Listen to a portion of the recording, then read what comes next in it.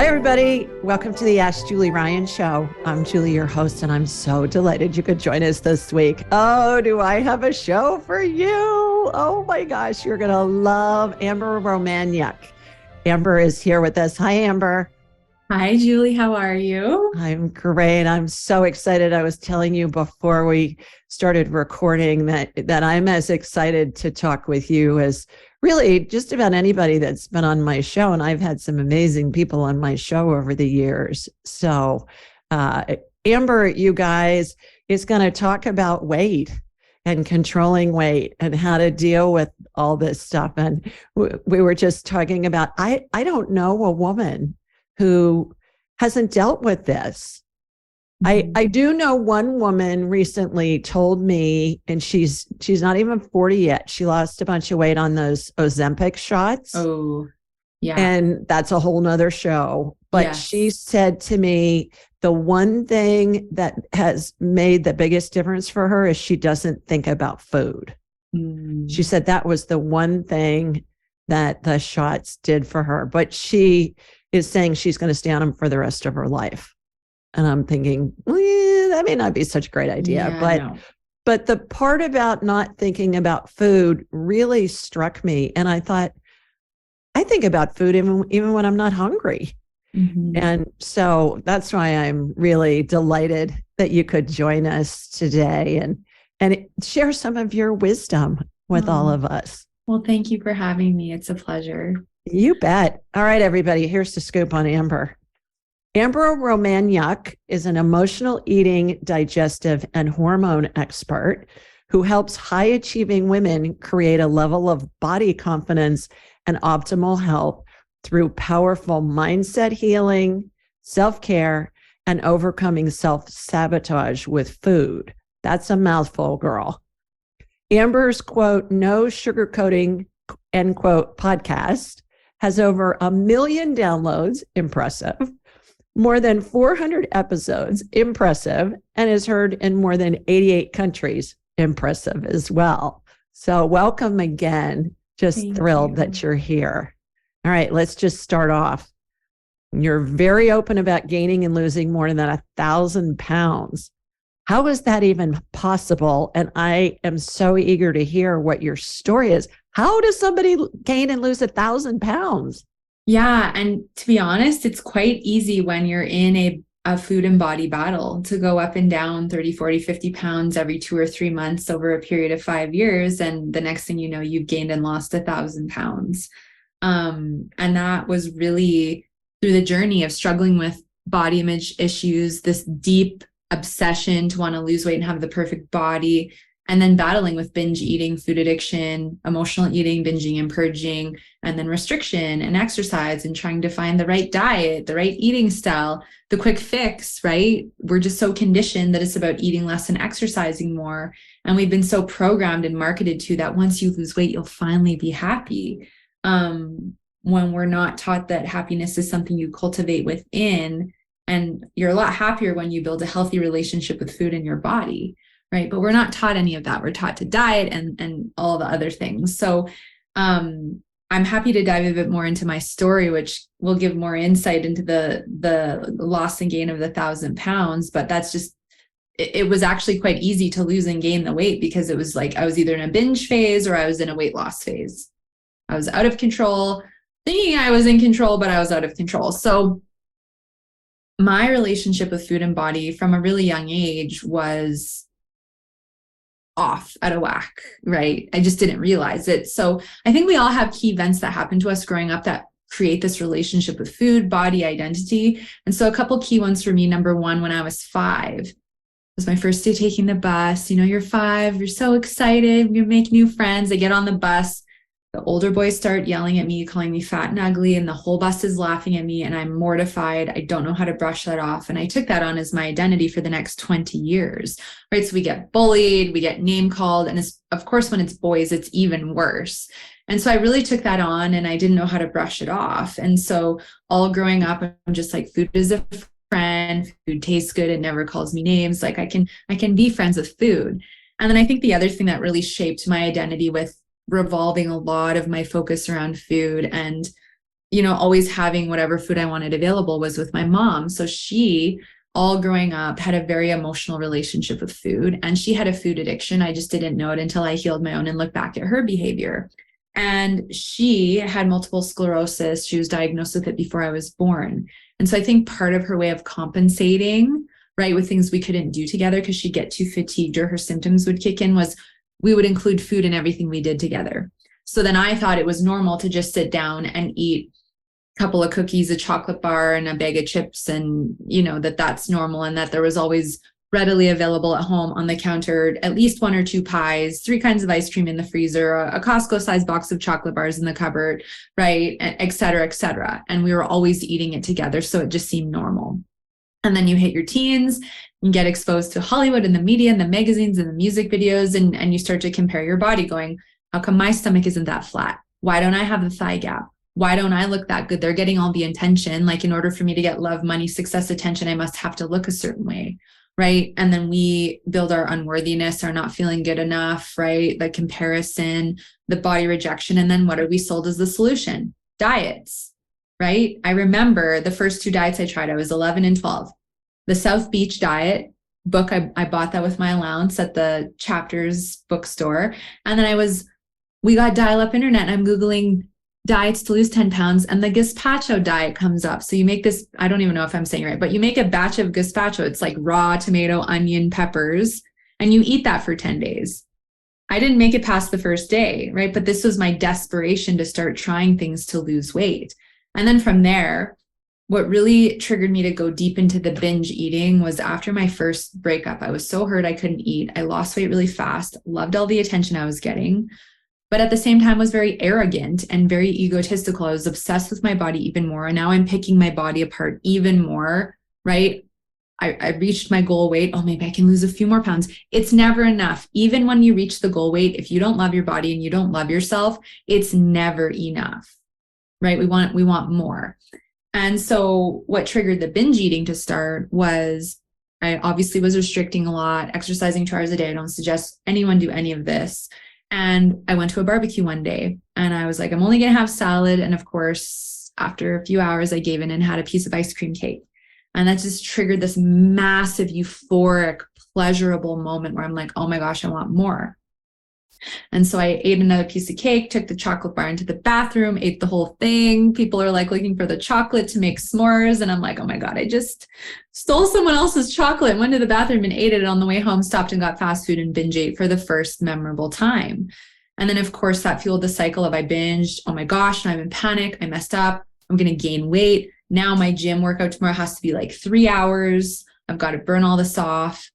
I'm not having breakfast. I'm only having salad for dinner. And so this all or nothing cycle just blew up in my face. And I obviously didn't know any of what I was doing at the time. And the next thing you know, I go from being underweight to now gaining 80 pounds in 4 months and being deep in binge eating. Like I worked at a retail store. My days off looked like going to all the fast food, the bakeries, buying all the food and just binging my way through the day most days.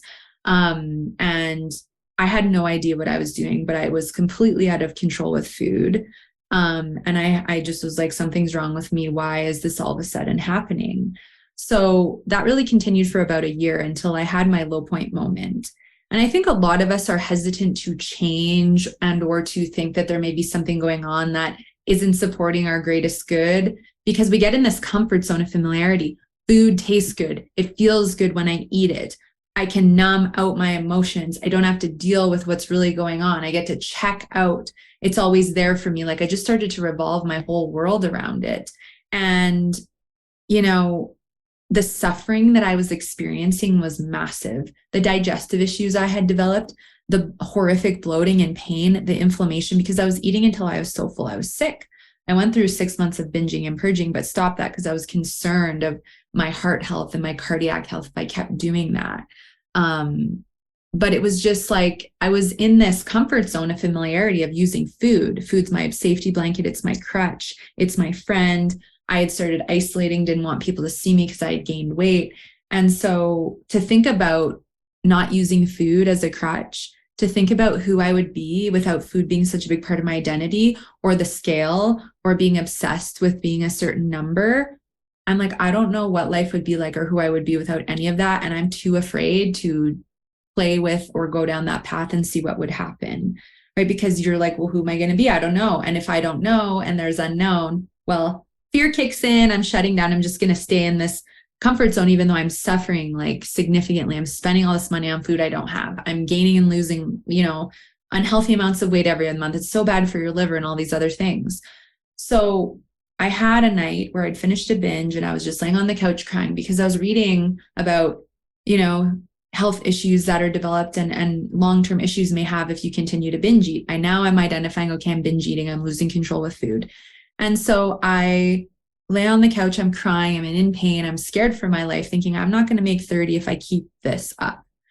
And so I was like, okay, I always throw the food in the garbage because I'm not going to go dig through the garbage and eat. And that night, some of the food had settled. I'm like, well, if this is the last time I'm going to do this, I want the rest of the cookies. And so that night I went into my little apartment in the kitchen. I grabbed my little blue garbage can and I pulled out those cookies and I ate them. And then I just broke down. I'm just crying. I'm just saying out loud, like, why is this happening to me? I just ate out of a garbage. Like, who am I? Why am I? What is going on? Why is this my life? I thought I was going to have a good life. I don't understand.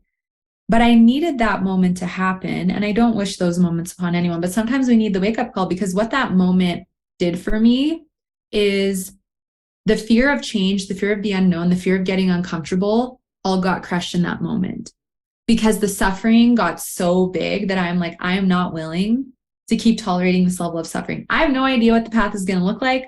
I don't know how I'm going to deal with this, heal this, look at this. I know nothing about any of this, but I know I can't stay here. So I literally felt like I was at the edge of the Amazon jungle with a butter knife, getting ready to try and find my way through. But there was this voice that I couldn't identify at the time, but there's this really quiet voice that's just like, you'll figure it out. You're going to get there. Just like take a step. And I did. And we can talk about chunks of what that journey looked like, but I'll pause there because I know that I just, it's a lot, it's deep, but that's what needed to happen for me. And where I find a lot of people get stuck is the fear of change, the fear of failure, the unknown. What if it doesn't work? And then we talk ourselves out of doing anything and we freeze and then we keep suffering, and we don't want to do that. Boy, can I relate. I laugh. My girlfriends that were my friends when we were kids, little kids, I think I was weaned on Twinkies. Really, in the pantry. Our house was the favorite pantry in the neighborhood. All the kids would come over. We had so much crap in there. I don't drink soda pop, thank you God, but tons of pop, Twinkies, ho-hos, ding-dongs, cookies, candy, chips. I mean, on and on and on and on and on. And same thing, I'd binge and then I'd feel terrible, both physically and emotionally. Yeah. And I did OptiFast with Oprah. When Oprah did it in the late 80s in Chicago, I was in LA and I did it and drank this awful tasting stuff for 11 weeks, no food, 400 calories a day. Oh. And I lost 50 pounds in 11 weeks. Wow. And I went off of it in the first week I was off of it, Amber. I ate a box of Thin Mint Girl Scout cookies. And I thought, Ryan, what are you doing? And so finally, my kiss the cement moment was when I said, I can't control the sugar. I'm a sugar addict. And so I gave it up, and I've been sugar sober for 4 years now. Yeah. And that's been the number one thing that's helped me feel like, okay, you can do this. You can handle this. And it's not that I don't think about it. If I walk by a bakery or something, my brain goes, oh, and then I immediately say, yeah, don't eat that anymore. Yeah, so, sugar was my nemesis too. Sugar is so addictive. I remember sitting at a table, Amber, and there was a plate of cookies there. And I'd say, okay, I'm just going to have one, like what you were talking about. I'm just going to have one. And then I'd eat 15 till they were all gone. And I felt sick, and I felt even worse emotionally. Yeah. And it's like the shut off switch in my brain was malfunctioning. It's like it just didn't work. Yeah. And I still have to really pay attention Yeah. So, if I'm around something, especially if it's refined, I mean, I'm not going to binge on broccoli, No. but I can, if I'm in a Mexican restaurant, I'll put some chips on my plate and I'll use a lot of guac, but I'll say, put them on the other side of the table because I can eat a couple of baskets of chips, like no problem by myself. Yeah. Yeah. And it's funny because that's actually one of the first things I started to learn about when I started the healing journey was sugar, because I'm like, sugar is my biggest issue. I have a bit and I'm losing control. Same as you. I'm baking a batch of muffins. I'm eating all 12 of them. I'm buying a loaf. I'm eating the whole thing. I'm eating the whole box, like a complete loss of control until it's either gone or I'm so full that like I literally can't stomach anymore. And it was to the point where I was speeding to the store, or like lying to friends and family if I was at events, like leaving, making up excuses to speed to the store and buy all this food and binge, right? And you have this addiction when you're in this complete loss of control with it. But I think one thing with sugar that people don't realize is it's not you, it's the sugar. Like refined sugar is 10 times more addictive than cocaine. It excites the same part of the brain as a hard drug. It gives you the biggest dopamine high, which is one of our feel-good hormones we produce in the brain. And what I find for a lot of us who have struggled or are struggling with binging, emotional eating, we can get into the differences, is that a lot of us have low dopamine and serotonin levels.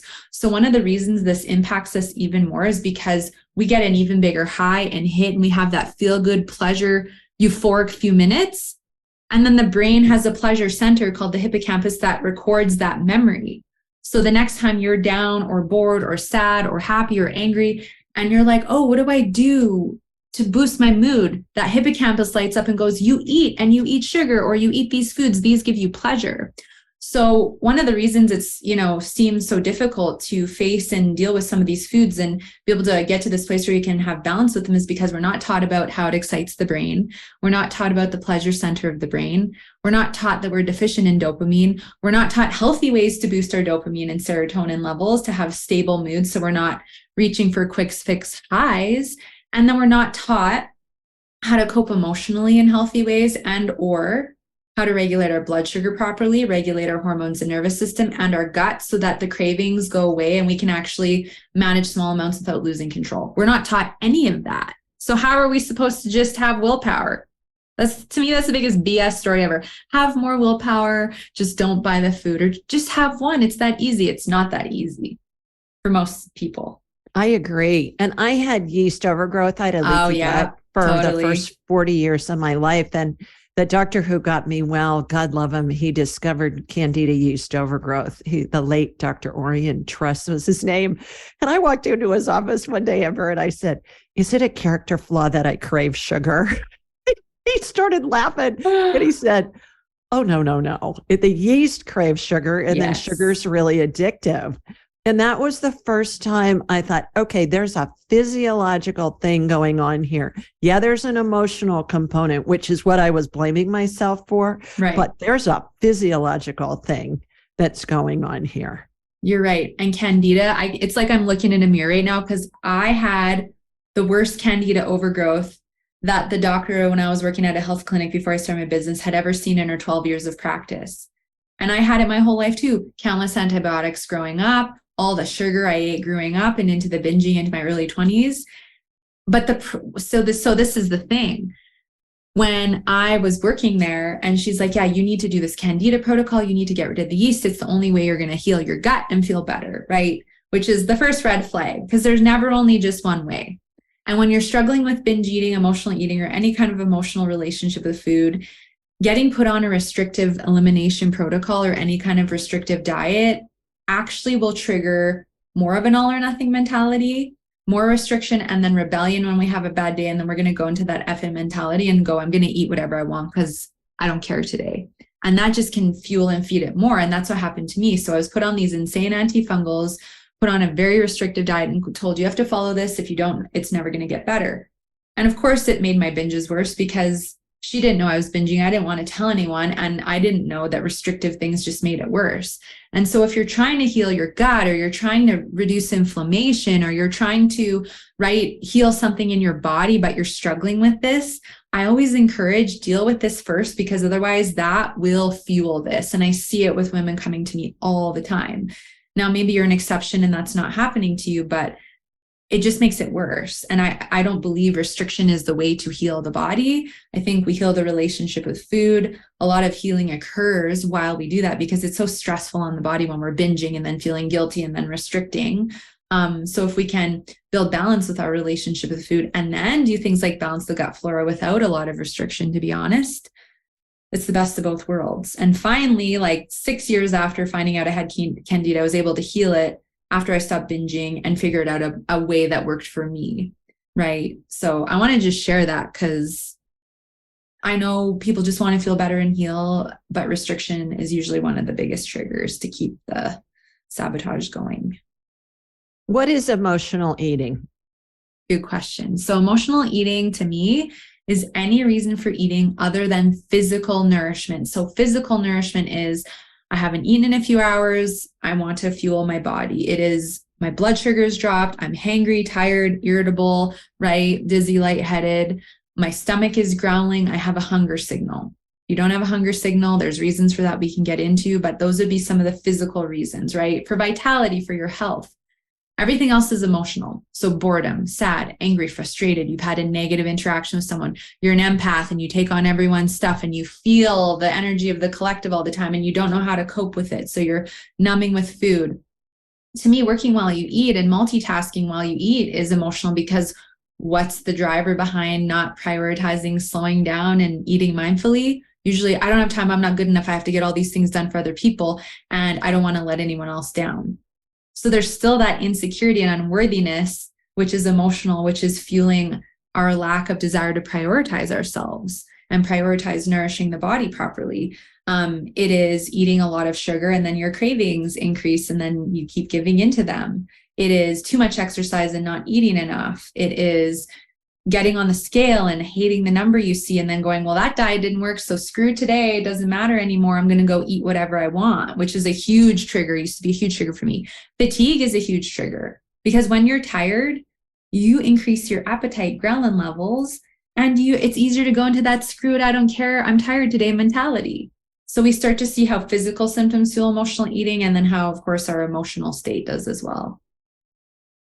Is it different for women than men? I know way more women that struggle with weight than men. And men that I know that are really heavy, it may be an act, but they don't seem to care as much as women. And that may be a cultural thing. But what have you found? I know you coach women primarily, but what's your take on that? Yeah, good question. So the men I've interacted with as well who have come forth and gotten support or done consultations or even just emailed me, it is very similar. It's it births from unworthiness, not feeling good enough. We have this void and then we've been conditioned we need to look a certain way. So we're chasing the diets, we're chasing the number on the scale, we're chasing validation from others, right? We're chasing this desire to need to look a certain way. And we put our body through all these diets and restrictions, and then we lose control and we go the other way. So I find it's the same for both. I do find it's about 90% of the female population. I feel we've been a lot more targeted. Hello, Hollywood. Hello, photoshopping. Hello, right? All of the sexualization of women. And I'm all for wanting to look nice and wanting to feel good in your body and all of that. But I just think that we've been so deceived with the marketing and all the photoshopping and CGIing in video. Like we don't know how much is real and how much is fake. And so I think women have been more targeted. And then you look at movies. Women are getting belittled if they're not a certain size. Who's emotionally eating in the movies? Women are, right? Who's getting criticized for being overweight in the movies? Women are. So I just feel like there is more of an emphasis put on. It's about 50% of the male population I know that struggles as well, which is still too much. Some may just put it off, but I do feel deep down there is this maybe denial of wanting to get vulnerable and admit that there is probably an insecurity there unless they're really confident, right? And I always say from a weight perspective, weight is a protective mechanism. If your body feels safe and happy and healthy and whole, you're not going to be gaining a bunch of weight and continue to gain and gain and gain, right? So if you're gaining a bunch of weight, to me, I'm like, okay, I'm curious for you. What's going on inside of you that is causing you to not feel safe and continue to hang on? And if you're telling me that there's nothing, there's always something. So is it that you're afraid to look at it, or you don't want to look at it, or you just don't know? But that's my response to that. I've read several times that women who've been sexually abused, either raped or as children, perhaps, or even by a spouse, that they tend to be heavier, and that it is kind of a psychological protection thing, like who's going to want me if I'm fat? Yeah. Is that what you found? Yes, 100%. Because when we have the trauma, right, there's this lack of safety. We feel there's this stress response, this cortisol response. And so the body's way of protecting is putting on weight, especially the abdomen area, to protect our vital organs in case a bear comes around.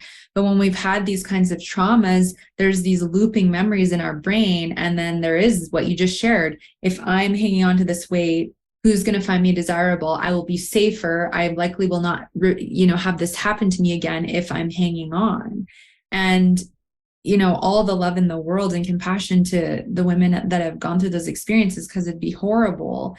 And it's like, what if you could heal that? And what if you could, learn how to feel safe in your body again, and trust that we don't have to stay in this fear state and hang on to the past, but the body will. Even I've had women who've had no trauma, but they're afraid to death of being successful or being seen or getting attention or even a compliment. And so they unconsciously hang on to the weight because it's the protective barrier they hide behind to not get attention, because they don't know how they can handle it, right? They don't feel worthy to receive it. So even for stuff like that. Do women in particular self-sabotage with food just because it's so readily available, and it's not seen as, oh, she's using drugs, or she's an alcoholic, or she's a sex addict, and that seems to be more with men, but or a gambler, has a gambling addiction, some of those other addictions, porn. It seems to me like there are things that men gravitate to as addictions and things that women gravitate to. I'd love to hear your thoughts on that. Yeah, I agree. I do think for women, one of the reasons is because it's so readily available. And it's something women often do together, right? You get together with a bunch of your friends. You're like, hey, let's have a movie night. Let's go to the store and pick all our favorite junk food and let's eat. And we justify that it's normal to sit and binge together and enable each other. Women are always talking about their diet and failing on the diet. Women are being marketed to about the weight loss. So I think, the food is readily available and it's everywhere. You go to the bookstore and there's food. You go to the gas station and there's chocolate and snacks. Like, it's literally everywhere. So they know how to market to you, and they know where to put it in the store when you're waiting in the grocery line, right? Check out, and there's all the chocolate and all the candy and the chips. And if you have an emotional connection to that food and you've been using it to, whether you realize it or not, for that dopamine high and that feel good 5 minutes, it's just so much easier to grab it. Right? It's so much easier to justify. It's been a good day, a bad day. I just want this today. I want a treat.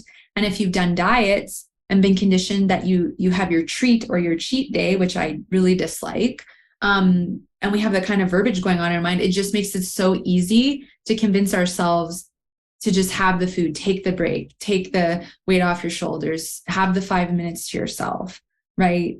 And I think as well, because of a lot of the hormone imbalances I see with women in the gut flora imbalances, we're craving a lot of carbohydrates, processed carbohydrates, sugars. Some crave a lot of salt, which is really like thyroid and adrenal related, but we have all these processed cravings, which then just makes it even easier for us to justify and give in, right? We're not supposed to have all these cravings, but I do think that it's just listen to commercials. Go ahead, eat the pint of ice cream. Right? Like, they're literally encouraging you to go and binge and emotionally eat, right? And it's normalized because we think, oh, it's not a big deal. I'm doing it with other people. if I have it myself and no one sees, no one will know. But I think it's important that we don't normalize emotional eating, because it causes a lot of havoc within us, mentally, emotionally, energetically. Don't be hard on yourself if you're doing it. Try not to be, but let's not normalize something that, is not a healthy behavior. I remember when I was eating sugar, it would be almost like I would zone out, and then I'd finish eating the plate of cookies, and I'd think, oh my God, what did I just do? What's happening with that? Is there a numbing effect with the junk food that just kind of totally bypasses our rational brain, or what's going on in that situation? Good question. So let's break down this. So essentially where it starts is you have been triggered somehow, whether it's a craving, you're angry, you're sad, you're overwhelmed, you just looked at your schedule and you're like, I want to cry, you got on the scale, whatever it is, but something has triggered you to now want to go to this food. Maybe it's the visual, you saw the plate of cookies and now you want them. So now what's happening is you start thinking about, oh, if I could just eat this, I'd feel so much better. This is my break. This is my unwind, my relax.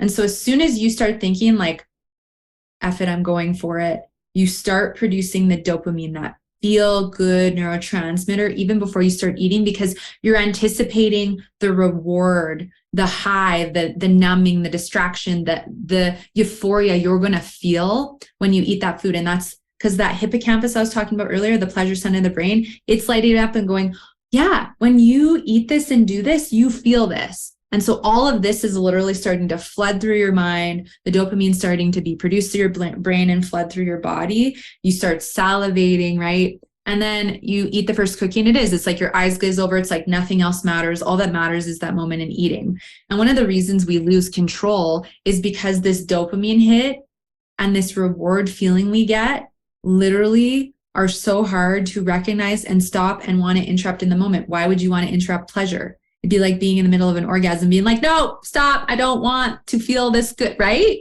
No woman would want you wouldn't want that, right? So it's the same with this. You're like, oh, I'm starting to feel the dopamine. Oh my gosh, you take the first 3 bites and you're like, this is so good. I love life right now. Everything is so perfect right now, right? And then our blood sugar takes a big spike and drop, and it doesn't matter what you're eating. Usually we're eating processed stuff. So we have a massive blood sugar spike. And then we have this drop. So we have this surge of energy and euphoria and dopamine, and then we have this drop. And so then all the things that start running through the mind and the body, well, I call it the ego mind. It's kind of the self-sabotaging voice that's like, well, you already had one, so the day is ruined, so you might as well just have more, or eat them all because you don't want to have to deal with this tomorrow and lose control again. Today's your day. This is it, right? It's like that lack mentality. I got to eat it all. I got to get it out of the house. I don't want to be tempted tomorrow. So there's literally this voice justifying now why you've messed up, why you suck. You have no willpower. You ruin things again with food. You're never going to lose the weight. And all of that makes you just feel like garbage. You're like, well, yeah, F it. What's the point? I'm just going to keep doing that. The ego also is like, ooh, like, this is so good. You know, keep enjoying it. You deserve it. You deserve the reward. So it justifies both sides, the negative and why you should keep going. So we have that voice to deal with. We have the dopamine high, the blood sugar rush. You're feeding all that unhealthy bacteria. And it's literally like, keep feeding me, give me more. I want to grow, right? So it's loving it. And then we, of course, the more refined sugars and MSGs and aspartames and gluten and dairy can do the same thing as well. The more of that we eat, the more of it is in our body, our tissue, our cells, our digestive system. Well, then it increases our appetite levels because the body's like, maybe there's a famine coming, so I'm going to try and eat as much as I can to survive because the body's programmed from caveman days. So there's all these different things going on emotionally, physically, and chemically in the body that we don't learn about how to navigate or even know about, really, to be honest. So it's so easy to start eating and then lose control because of all of those things, right? And then the guilt you start to feel, oh man, now I've had 3 cookies. Well, whatever, what's the point? I might as well just keep having more. So we eat because now we're triggered in guilt. We're feeling the shame kick in, the embarrassment. So now the euphoric high's over. And now it's the after effects, the frustration, the disappointment, the hopelessness. And now we're eating to try and numb that. So it's very much a numbing distraction, chasing a dopamine high. That is really the addictive component of it. And then all these, blood sugar and things going on in the body. That's why it feels so hard to stop in the moment because there's so many things going on. Yeah, been there most of my life. Okay, well, I've already blown it, so I'm going to start again tomorrow. And then I blow it tomorrow. And then I think, okay, I'm going to start again the next day. And it's craziness. Crazy. Yeah. So other than the fact that your mom was ill with MS, do you come from a family with more people that have weight issues than just your mom having lots of junk food around? Is that kind of I see that it seems to run in families, the obese thing. Mm-hmm. And I wonder, is it nature or nurture, or is it both? Is it a DNA predisposition to be obese? And then it's the eating patterns too? I'd love to hear your thoughts about that. Thank you for bringing that up. So there was a lineage of hoarding, lack mentalities, and food addiction from my mother's side of the family. And I didn't discover this until I started to really do my own healing. And what I discovered is when my family immigrated from Europe in the early 1900s, my great-great-grandmother and grandfather, they started fresh here. And then through World War I, lost everything. So what happens? You go into a lack hoarding mentality. And then great-grandparents, World War I, World War II, lose everything. Grandparents lose everything. Mom grows up in a very poor farming family, right? So there was all this hoarding. So my grandmother was very overweight, ended up with diabetes and all that stuff. And so my two mom's sisters and brother are all very obese, very overweight, and food. I just lovingly observe the way they are with food. And it's very similar to the way I used to be. And so I think that lineage can be passed down, the addiction. And maybe for some people, it's their parents had alcoholism or other addictions, but it's been food the whole way on my mom's side of the family. So it's a huge part. I think it's a lineage thing, because this is the thing, is if my great-grandmother and grandmother and mother didn't learn how to love themselves, or didn't go, okay, I think maybe I have an issue with food. Maybe there's something for me to heal here, and they don't heal it.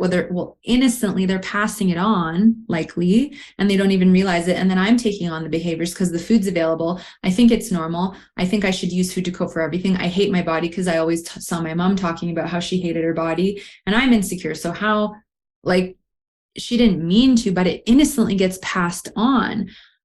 Maybe there's something in the DNA, but I don't like to say necessarily that, because I don't want to believe it's permanent. And I'm a prime example. I healed a lineage of 5 generations of hoarders, food addicts, and very overweight bodies, right? When my mom was my age, she was heavily obese already, 200 or 300 pounds overweight.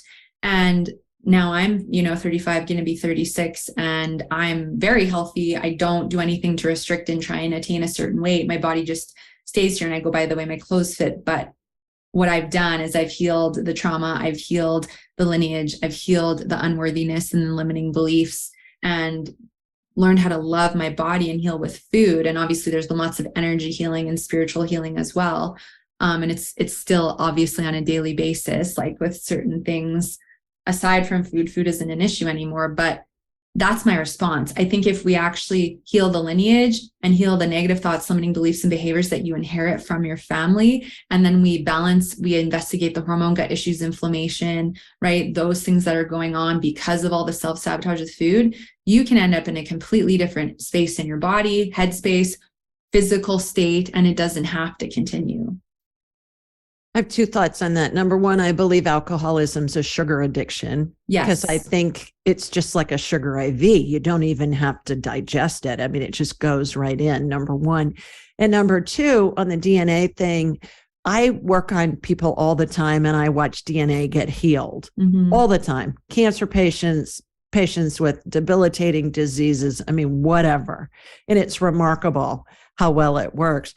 But the other thing about the DNA is I think it's way more epigenetics than genetics. Yes. We may have a predisposition, but it's the environment that triggers that activation of the DNA. So it's like you can have a gun and it's loaded, but it's not going to fire unless you pull the trigger. And that the environment is what pulls the trigger. So people will say to me, clients a lot will say, well, my mother and my grandmother were obese and they had diabetes, so I know I'm going to get it. Or everybody in my family has had Alzheimer's, and so I know I'm going to get it. I said, no, you don't. That doesn't mean anything. It means it's lifestyle, and you have control over that. And so great question and answer session with that, because I think so many of us are taught by doctors, oh, it's a DNA thing. You go in, and what's the first thing they want you to do? They want to see the family history filled out on the chart. Yeah, I agree. And it's just, again, we're conditioned to think that that's what's going on. How does binge eating affect hormones? Good question. So with binge eating, essentially what ends up happening is obviously we're usually taking in too big of a load of food into the body. Usually the quality of that food, it's like you said earlier, you don't binge on broccoli, you don't binge on carrots. You're picking the cookies, the fast foods, the chips with all the MSGs, all the stuff. And so that highly processed food intake and taking in too much of it, first of all, it actually starts with some stuff in the gut that then impacts, to me, the hormone health. So, well, two things. Number one, we're having a massive stress response. So I guess that would be your cortisol. So that would be hormonal. And you're surging your cortisol levels. And then number two, your stomach is like, holy, this is a big load of food. I don't have enough stomach acid to break it all down, right? So it's probably some of it's going into the small intestine in too large of particles where we're supposed to be absorbing our nutrients. And it starts agitating the intestinal lining. And to me, this is where inflammation really starts, with this processed ingredients and the agitation of the lining. And then the longer the lining is agitated and we keep doing this, the more we end up in the leaky gut picture, where there's those microscopic holes and there's bacteria and food bits going into our bloodstream and there's not supposed to be. So the immune system is constantly attacking and trying to eliminate this out of the body. So now your inflammation's through the roof. And how that impacts the hormones is the more inflamed we are, the more pain and discomfort we have with our digestion, the more heightened state of stress the body's in. And the more of a heightened stress state the body is in, the more cortisol we're producing. And that's our stress hormone. And 99% of my clients, including myself, have had a cortisol issue. Some people term it adrenal fatigue when the cortisol is too high, and adrenal burnout when it's too low. I still to this day had the highest cortisol reading out of any client I've ever had. It was 2,000. And here in Canada, it's supposed to be 350. So it was definitely, I'm thank God I didn't die. Like, I don't know how I made it through. So cortisol is the first issue that I see go off. And then because of all the inflammation suppresses our thyroid. And so then the body starts to get overwhelmed, and then we start to see lower production of our T4 and T3. And then we start to see the underactive hypothyroid picture. The other hormone that's important for the thyroid is thyroid stimulating hormone. This is produced by the pituitary. And when our cortisol is ramping up and our nervous system's overwhelmed, we produce too much of it. And then we see the TSH go up, up, up. Now, unfortunately, I see and believe that the ranges of normal are way too big, because I had hypothyroid in the normal range, and so do a lot of my clients. If you're having hair loss, eyebrow thinning, cold hands and feet, you can't for the life if you feel like you can lose weight, you're exhausted in the morning, your cycle's off, you don't feel like yourself. Like, these are very prominent signs of underactive thyroid, as well as constipation and no appetite, especially in the morning. And so when we start to have all this inflammation and it's suppressing the thyroid and our cortisol is going off and we're producing too much TSH, we end up in this hypothyroid picture very easily. And so then you have those symptoms, and then you get so frustrated with your body because you can't lose weight, right? And then you try the diets, and then more binging kicks in. And then what ends up happening is then the longer our cortisol levels are high, the more depleted our adrenal glands get. And that's what produces your cortisol, the two little walnut-shaped glands in your back. And then the body starts to go, well, we need more cortisol to keep you functioning at this high level. So let's eat up progesterone and estrogen. And then your progesterone levels start to drop, start having fertility issues, missed cycles, menopause symptoms kick in sooner or get worse if you're in that stage. I usually see low estrogen and progesterone. However, for some people, which I went through, the lower your progesterone, if there is a high inflammatory picture in the body and your body's full of toxic chemicals from all your skincare, body care, and all the junk food you're eating, estrogen goes through the roof. And then you end up with estrogen dominance, breast tenderness, days and weeks before your cycle, hot flashes, night sweats, easy weight gain, feels next to impossible to lose. So this is the picture I usually see with the majority of the women that come to work with me. And the issue is we're not taught about our hormones. We're not taught how to look at the numbers. We're not taught what symptoms are going on. And so we just get pissed off at our bodies that you're gaining weight and you have all these symptoms, and we think our body's out to get us. But that's what I see with binge eating. So the cortisol spike, the inflammation, the leaky gut suppresses the thyroid, messes with estrogen, progesterone, and then we're tired and craving everything and we don't feel good. Yeah. Back to my late Dr. Truss. I think he sits on a cloud and looks down on me and says, you go, girl. Because this guy was a Cornell educated internist who taught at Cornell Medical School for years. And then when he retired, he moved back here to Birmingham, Alabama, which is where he was born and raised. And his family was still located here. And one day I was in his office and I said, I meet all these young women in your office that are having infertility issues.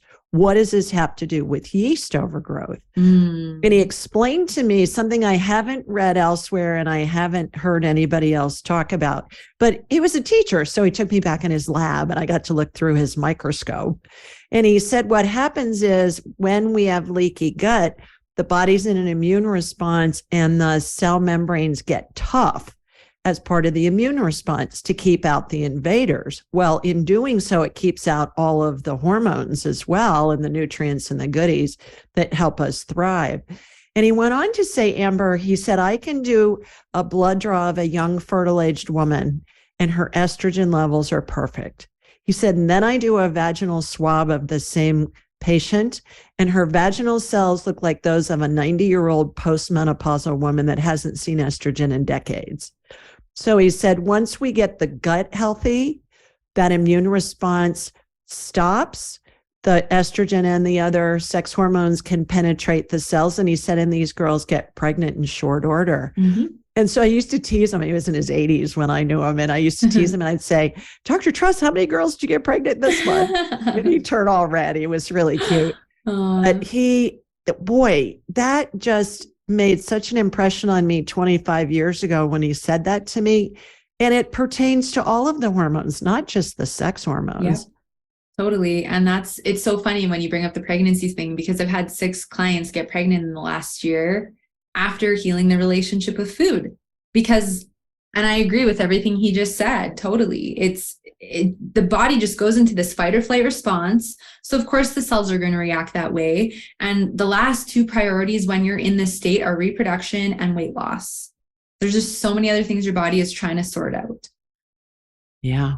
Well, I work with a lot of young women who are trying to get pregnant as well. And so I always tell them that story and say, this is something that you've got to heal. You've got to heal your gut first before your body's going to get pregnant, because to your point, the body's going, I got to take care of all these other vital organs before we add an alien baby in there and pulling on your energy and all the rest of that. Yeah, totally. How did you dissipate your own limiting beliefs? Well, I started to realize I had them, and then I started writing them down. I started to catch them. I started to build awareness around, okay, well, when I see my body in the mirror and I see at this angle, I'm saying these things to myself. I am recognizing how often I'm negative and blaming everyone else for my binges and for all my problems. I'm in victimhood mode. And then I had a body talk session, and the lady was like, let's talk about what the ego is. The ego is the voice that is telling you you're not good enough, that is telling you it's everyone else's fault, that doesn't want you to take ownership or responsibility. And I was like, whoa, my ego's been like running the show my whole life. I haven't even known what power is until I started to understand what the ego was. And so I started to then learn a lot about it, and through a little bit of body talk, and then just like diligent work of like a lot of journaling, a lot of writing down my thoughts, a lot of, what does it feel like to be in my power, truly in my heart, versus living in my ego? What are the differences? What are the sensations, the thoughts, the feelings?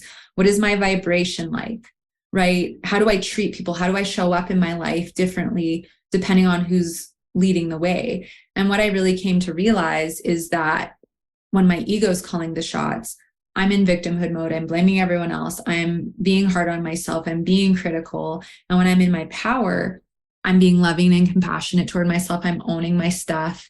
It's not anyone else's fault. I look at things as lessons, right? And we have both, and we're going to go back and forth. But that was a huge part of it. And also the weight loss journey part of it was big too, because what I started to realize is a big part I was hanging on to protection was because of all of the self-talk, the hatred toward my body, the rejection of my body, and that my body was literally like in this contracted state, like just waiting for the next verbal emotional attack, right? Because our cells listen to our thoughts. And so if I'm constantly putting myself down and belittling my body and projecting hate to certain parts of her, why would she open up and be relaxed and want to let go of this protection? So my body started to teach me about the limiting thoughts. So as well as body image triggers came up as I, started to wean myself off of the scale or needing to be a certain number and building acceptance and self-love. These triggers would show me where there was still these inner insecurities or inner child wounding. And of course, my ego still kicks in sometimes, not so much with body or food anymore, but you just learn how to navigate it and you spend a lot more time living in your power than the ego. I used to feel like there was a good angel on one shoulder and a bad angel on the other. Yeah. The good angel was going, no, don't eat that. Don't eat that. The bad angel was like, oh, you're going to love it. You need to eat that and you need to eat all of it because it may not be there. And the good angel's going, no, don't do it. Craziness. So you mentioned earlier that the core belief is unworthiness for emotional eating. The unworthiness can take so many different paths, I'll say. And do you find that there are maybe 3 or 4 or 5 unworthiness core beliefs that you find that is the norm that you identify that can help everybody that's watching and listening this know, okay, I believe that. I've got that. Yeah, 100%. Totally. There's like 5 or 6 common ones that people are going through. So it's like, it's nothing's ever going to be good enough. And I find that really ties into the perfection, all or nothing. I have to be perfect and show the world I'm perfect. And if I can't be perfect, then nothing's ever going to be good enough. And then there's the core unworthiness. There is the, I need everyone to love me and I need everyone to like me and I need everyone's approval. And God forbid I ever upset anyone, right? Because it would be the end of the world. And then what stems from that is the people pleasing behavior, saying yes to everyone else, no to yourself, overbooking your schedule. Then you're overwhelmed. And then you're, of course, going to self-sabotage with food. And I find that's a really big one because when we people please and we tie our worth to others and give others like the responsibility to validate us rather than us validating ourselves, it's the same kind of dopamine high we chase, waiting for them to compliment us or tell us we did a good job as sugar gives us. So I find people pleasing is so prominent because of as soon as you do the thing for the person, they go, thank you, you're so great. You're like dopamine hit, just like I just ate sugar. So that's why I see that's such a huge emotional eating trigger and stems back to that unworthiness. And then I see the proving, right? I was bullied as a child. I'm going to have the perfect body. And then I'm going to get the revenge on all the men who were assholes to me, right? Or I'm going to prove to everyone that I'm a success and I'm rich and I'm wealthy and I'm all these things because I have this wounded inner child that just never got validation or never got told they were good enough. And then there's that's good, but you can always do better, right? You got the A, but you didn't get the A plus, and your parents are like, oh, you got an A, you can do better. Oh, you got the gold medal in this. Well, maybe next time there's something more you can strive for. So there was never this like, I'm just going to be proud of you and celebrate you. There was always like this gap and this lack in something that wasn't enough. And then I feel like it really comes, the body is the next one, the body shame and the weight shame and the feeling insecure living in the body and that no matter what I look like, it's never going to be good enough. Even if I lose the weight, I still don't feel it's enough, right? And so then we're, doing all these crazy things to change our bodies, even though we're still not happy. So I feel like those are the main ones that I see regularly. And some people are experiencing all of those at the same time. Well, and I think it's common too that when somebody, especially a woman, loses weight, she still sees herself as a big person. Yeah. Instead of, I know my mother, when she got older, she lost a lot of weight and her clothes were just so big on her. And I said, you need to come down a couple of sizes. She said, no, this is the right size. I said, no, it isn't. And I took her shopping. She lived on the other side of the country and I took her shopping and I said, see, these look way better.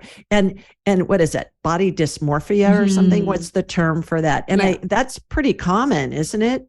Yes. Yeah. Because you get so used to seeing your body a certain way. So that there's programming happening. You're so used to seeing your image a certain way. It takes time to reprogram the subconscious mind. But then you also have all this programming going to the subconscious mind of all of the images of what your body should look like, right? Think of all the millions or billions of images of video and print and Barbies and all these things that have just been ingrained into our subconscious mind. So it's so skewed because even after you lose weight, you still, when you think of yourself, you normally think of yourself at the previous size.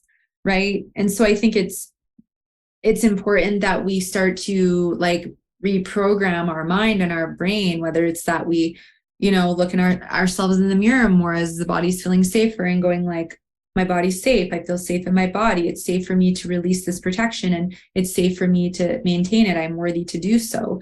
Right. And also at the same time, look at the images that look so fake and false and go, you know what? This very well could be edited. This very well is not real. So I actually want to learn to get more comfortable and familiar with my own body and at what is like a more natural, realistic looking body, and actually have my subconscious mind start to accept this, right? While I practice consciously accepting my body, which takes time. And you have to do a lot of work with the ego, right? And everything else, but it's fully possible, right? To get to this place of acceptance and love. And then to actually look at other women and actually think in your mind, wow, they're beautiful. And actually in your mind, be complimenting them. Or if you see something online, you know, I think we can get to the point where we're not comparing and where we can celebrate other women, and also go, wow, that's definitely Photoshop. This leg is like 3 times bigger than the other one, and there's a straight line going down. You know what I mean? Like, and that's such a great, powerful place to sit in, right? Where we're so detached, but so grateful for the vessel that is giving us our lives, and can celebrate others and their beautiful different shapes and sizes. Oh, I agree. And I've heard from women too, who are clients. I've heard more than once, I don't feel like I want to lose weight because I'm going to have lots of loose skin, and that's going to look even worse than the weight. And I heard from somebody recently, she said, I've lost a lot of weight. My whole body looks like melting candle wax. So what do you say? That goes back to the body image, but I don't want to lose weight because I'm going to have all that loose skin. Yeah. What do you say to that?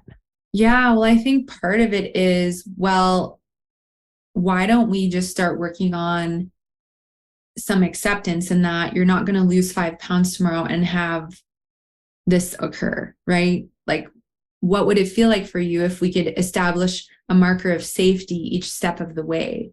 Does that feel okay for you? Does that feel good for you? And what if actually you don't have a bunch of loose skin? Because that is, some women don't, right? Maybe you have a few stretch marks and things like that, but can you shift your perception and see that as a memoriam and celebration of all the healing you've done, right? And this is your unique body, and you get to celebrate that. And if you are losing weight and you're getting a lot of loose skin, well, then it's like, how can I shift the way I'm viewing my body?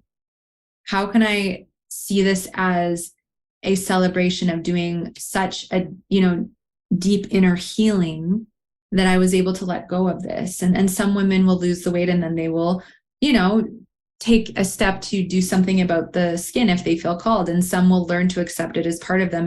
And when they see it, instead of the brain lining up and going, that's bad, that's ugly, I don't like that, they're going, wow, like, I'm celebrating the healing I did, and this is part of that. So it really depends on the path the person wants to take, right, to their perception of what they want to see it as, I think. Great answer. I believe too, for me personally, that my weight journey has helped me spiritually.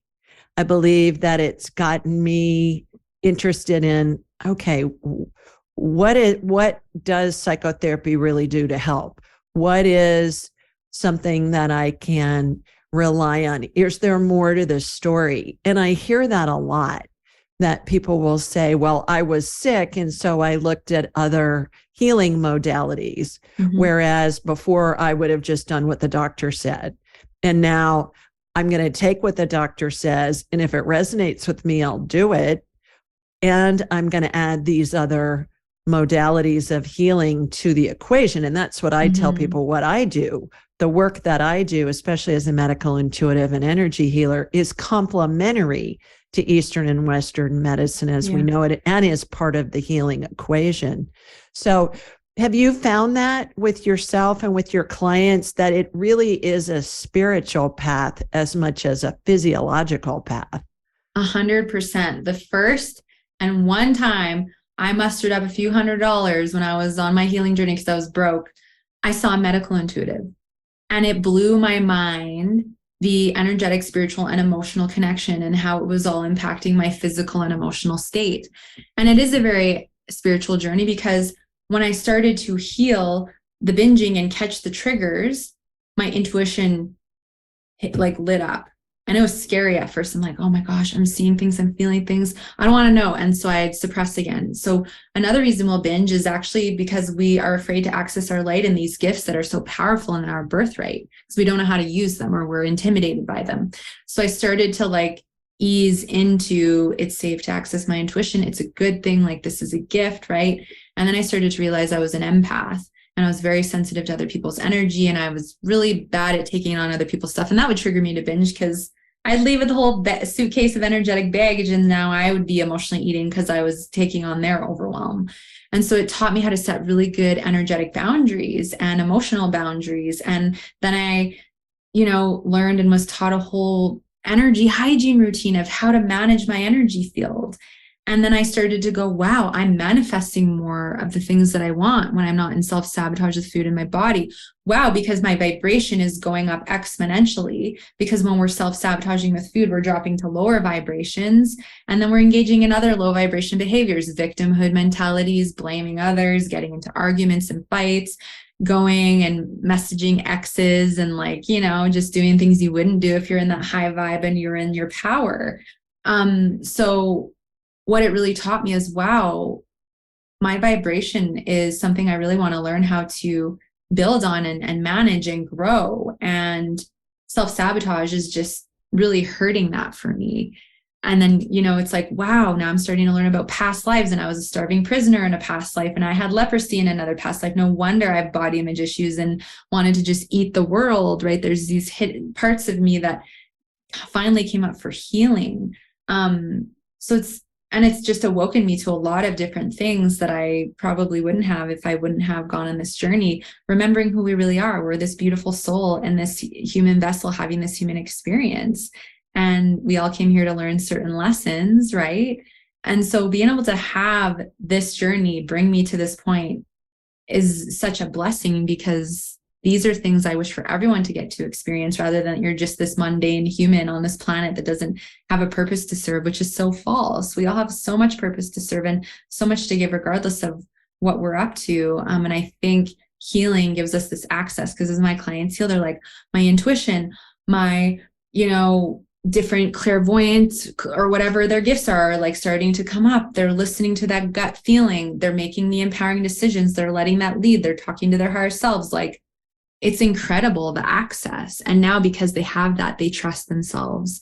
And when we have that inner connection and we have trust and faith, life is so much more incredible than when we're fearing everything and worrying about everything and looking for everyone else for validation and input and reassurance.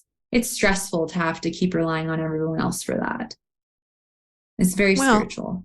I agree. And to your point about their intuition, they can access it easier and all of that. When we feel badly, we're in a low vibrational state, as you mentioned. And I always say, spirit doesn't communicate on the I feel crappy channels, because they're at a high vibration and they're communicating on a high vibration channel. It's kind of like they vibrate on the classical music channel. And if you're listening to country music about somebody stole your truck and your dog and your mama who was in the truck, that makes you feel bad. And spirit doesn't communicate on the I feel crappy channels. No. To your point about past lives, I find that fascinating. I do past life work a lot with clients because, I am a buffet of psychicness. And it's fascinating how there's always a correlation between past lives and what's happening in somebody's current life.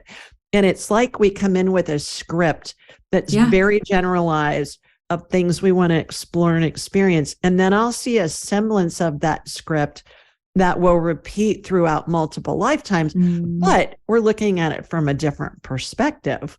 Right. Different time, different situation, different gender, different country, different whatever, different language. And the basic script, the premise of the script is still the same, but all of those variables come in and give us a very different experience and a very different perspective, which each time we go through that, our spirit expands. Yeah. Because we don't really get stuff until we experience it. If you think about learning to drive a car, You can ride in the car with somebody else driving. You can read a book. You can watch a video, whatever. But until you're behind the wheel, you don't really get it. And I think that's how life is as well. And I think that's why so many people get really hard on themselves when they continue to get triggered and give into their binge and emotional eating triggers, because they see it as a failure. They get really hard on themselves. I don't have willpower. I need to try harder. What if you could shift your perception and actually go, what if this trigger is continuing to come up because there's a deeper lesson for you to learn? There's something bigger for you to get here. And once you really get that, right, then it will fall away. And now you have this knowledge, this awareness, this healing that's occurred, right? So for the people pleaser who's continuing to get triggered to binge or emotionally eat because overwhelm and fatigue are continuing to come up because you are in resistance to stopping the people pleasing, learning how to set healthy boundaries and say no and to no, those triggers will keep coming up until you are willing to go, you know what, maybe even though it's nerve-wracking and uncomfortable to think about saying no when I want to say no, maybe this is actually really important for me and part of my healing and my power, right? And then they start shifting, people-pleasing falls away, schedule's not so overbooked, the fatigue and overwhelm start to fall away, less trigger, right? So I agree, 100%. Well, women, I think as a species are taught to be people pleasers. We're taught to take care of everybody. And it's interesting to me that pretty much 100% of the time, especially if it's a woman who develops cancer, it's the only time, it's like her body going, okay, we're going to force you to receive because you're so good at giving of yourself and your time and all of that to everyone else. We're going to force you to receive from doctors, from other medical providers, from caregivers, from your family. I know when my dad had lung cancer, one of the things that was so overwhelming to him and it would bring him to tears was how much love he felt from people wanting to take care of him and wanting to help him. Yeah. And that was from a male perspective. So imagine what that is from a female perspective who just takes care of everybody. Yeah. One of my best friends, who we've been friends since I was 10 and she was 11. So we've been friends for 54 years. We still laugh about this, but I think it's a wonderful example of her father. There were 4 kids. Her father and mother would sit at opposite ends of the table. Her father, the coffee pot would be within arm's reach of her father, and her father would say, "Hey, hun, can I have more coffee?" Her mother would get up from the opposite end of the table, come around behind him and pour him coffee when he could have done it himself. And I remember as a kid really having to bite the insides of my cheeks to think, oh my God, this is ridiculous. And now we laugh about it. But her mom, who's 92 now and still living, will say, well, he was an only child and his mother doted on him and all this other excuse stuff. Yeah. And her 3 daughters, all say, Mom, come on. But I think that's a great example of how we as women, not so much maybe now. Yeah. I don't know any women that would get up and walk around the table and pour their husband's coffee, but certainly we're the ones that are the caregivers. Mm-hmm. And I think a lot of that is just a species thing. And a lot of it is learned too. That's what we're taught. Yeah. Yeah. But then we end up with all these adrenal fatigues and body hanging on to protection and then using all these unhealthy ways to cope and it is, a lot of women are taught, like, you don't take care of yourself first. That's bad. That's selfish. You've got to take care of everyone else. And it's like shamed and frowned upon.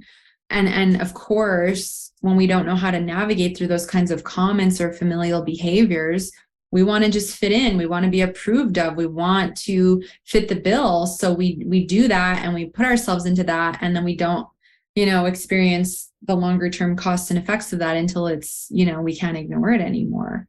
And I think it's this balance. Like, I love giving and I love receiving. And it's finding that balance of both. And I know everyone has different lifestyles and schedules and kids and all kinds of commitments.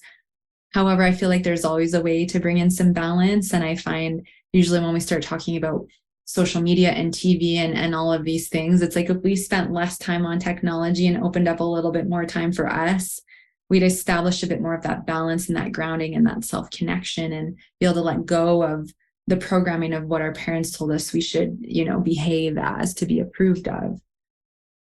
Yeah. A couple more points before we end this. I could talk to you all day. Likewise. When I graduated from college, I graduated in 1981, and there was a big push to hire women in the workplace. So the women who were homemakers primarily were starting to get jobs too.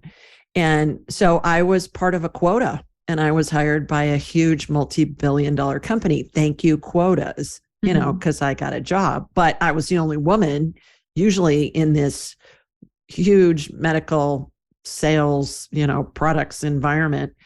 And what I noticed was that during my lifetime, since I entered the workforce, that women have become more and more and more stressed because they had all of the homemaker duties still, and now they had a full-time job, and they have all the kid duties, and the husbands.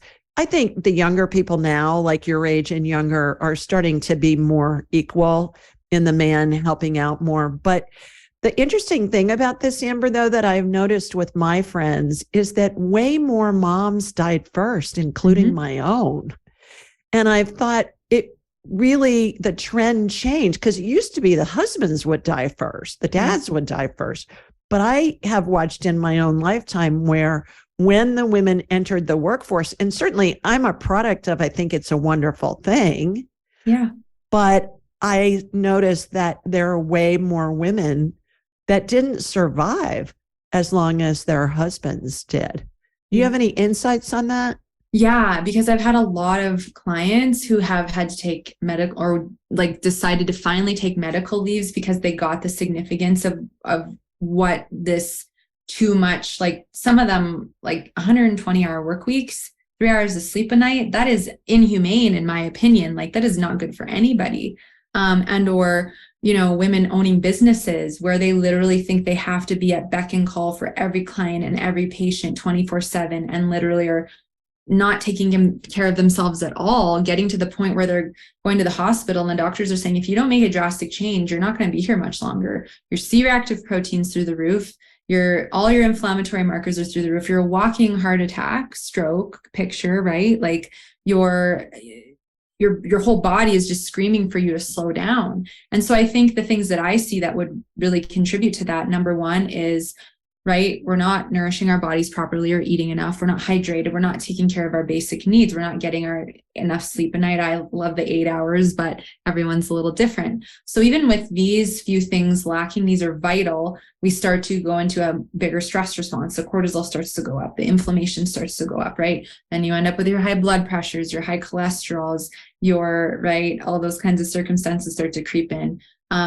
Extreme fatigue starts to creep in. And if we don't look at things at that point, then this is where we start to see a lot of the autoimmune pictures coming in, and these diagnoses coming in with cancers and arthritis and all kinds of different things. And if we still continue to ignore it, this is where I think the body just, comes to this critical point where either we get a wake-up call and we get hopefully a second chance, or something happens because of these elevated levels of imbalance and malnourishment and fatigue. And then we're again using food or alcohol as a coping or whatever it is. And the body can only handle so much. The stress, the space that this woman may be holding for her family, for her job, her coworkers, it's significant, right? And there's such a significant imbalance in what is being given and what is being given to self that, I see that all the time. Women just getting to the point where they're like, if I don't do something, I know I'm not going to be here in a year. And that's frightening in itself. It is. It is. Yeah. Which just adds more stress to the equation. Yes. Yeah. What do you recommend for everybody that's listening and watching? What are some steps that they can take to help them begin the journey to uncouple from binge eating, to uncouple from emotional eating, to start to figure out what can I do to get healthy and not just be obsessed with food as comfort? Yeah, I think there's a few things. So number one, be willing to just acknowledge that that's what's going on, right? I think we have to get out of this denial that it's not a big deal and it's not doing anything bad. Like, be willing to step out of that and go, you know what? I think I am dealing with binge eating. I think I am emotionally eating. Let me just acknowledge. And then from there, we want to start building awareness around what's triggering us, because until you're aware of what's triggering you, how do you catch it and change it? So ideally, a practice I like to encourage people to start to get into is to recognize, okay, I'm in the kitchen, the food is near, I'm feeling tempted, I have a craving, but what is the first signs that you're feeling drawn to food?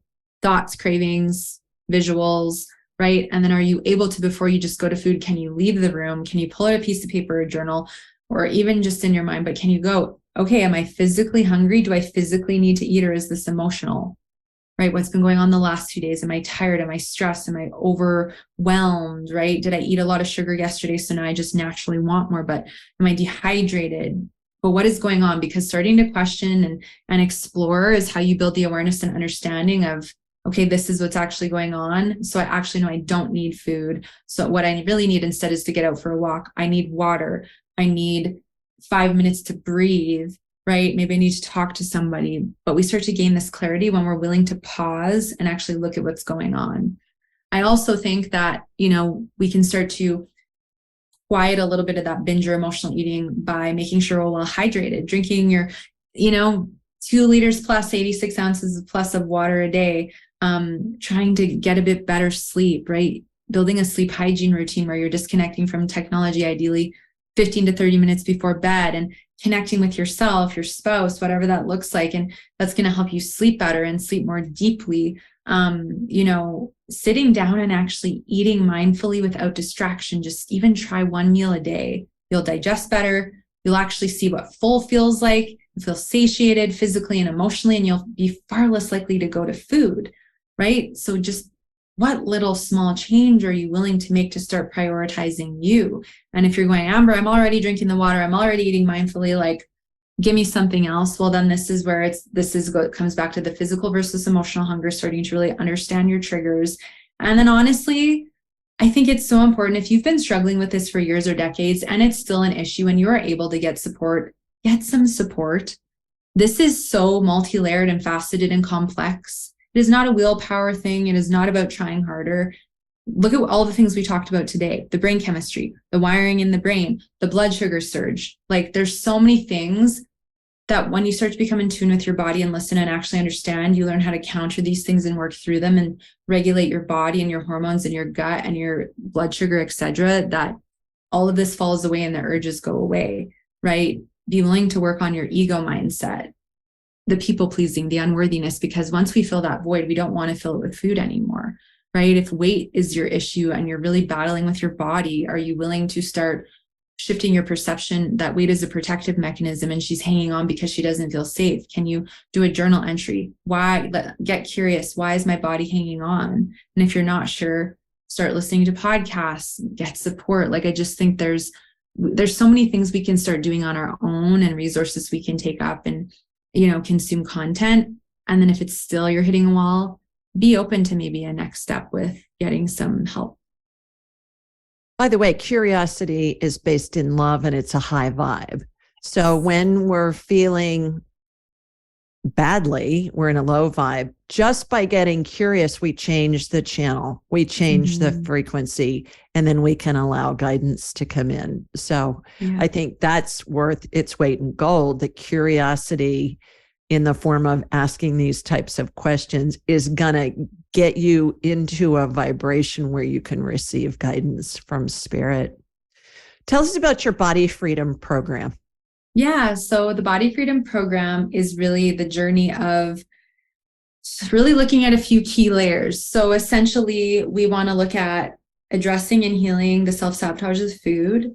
We want to look at your hormone health, your gut health, inflammation, the ego, which includes the negative thoughts, limiting beliefs, the weight, body image protection picture, your schedule and your lifestyle, and then the energetic, right? The vibration, your intuition, the empath, the boundaries. So what we do is we go on a journey to first really assess all these areas thoroughly and look at what are the imbalances going on physically, emotionally, and energetically that are fueling a self-sabotage, making your body hang on to the weight, giving you all the different imbalances that are going on for you. And then we start prioritizing, the top 2 or 3 things. And usually it is the self-sabotage with food, gut stuff, and hormones. And then the rest we kind of pick through as we go along.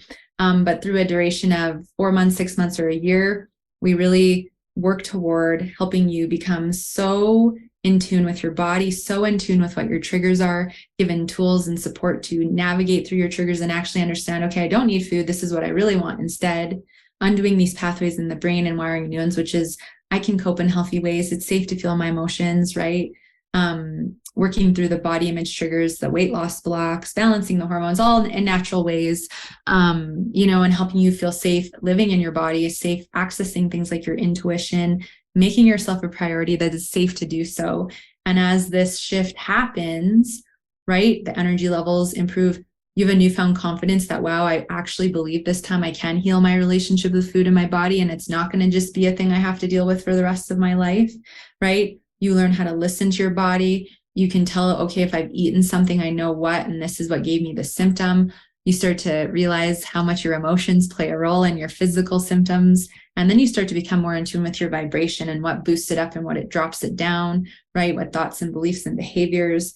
And so as we go through this process, it really is to help women remember who they really are, how powerful we are, how full of love we really are, and that you've always been enough. You've always been worthy. You've always had all this inside of you. You just forgot.